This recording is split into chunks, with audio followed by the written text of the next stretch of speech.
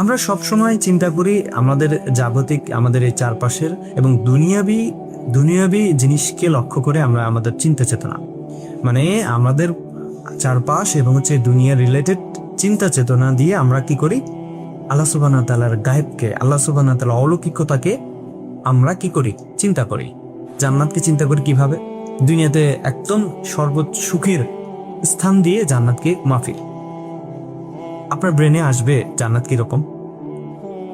আমরা যখন জান্নাতের কথা চিন্তা করি তখন ওই যে জান্নাত বা স্বর্গের কথা চিন্তা করি, তখন ওই যে সর্বোচ্চ সুখের স্থান পৃথিবীতে কোনটা বা সর্বোচ্চ রাজকীয় স্থান কোনটা সেটা দিয়ে আমরা চিন্তা করি।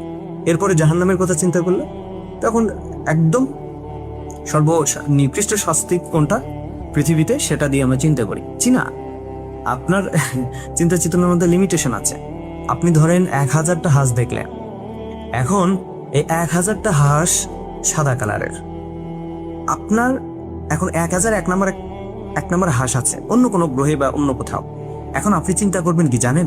আপনি চিন্তা করবেন যে ওই হাঁসটাও মনে সাদা না, ওই হাঁসটা কালো হতে পারে, ওই হাঁসটা বেগুনি হতে পারে, ওই হাঁসটা আপনার পিঙ্ক কালার হতে পারে, অন্যান্য কালারও হতে পারে। ওটা যে আপনার হোয়াইট কালারই হবে এটা প্রমাণ কি? এটা সত্যতা কি? আপনি কি দিয়ে মাপবেন এটা?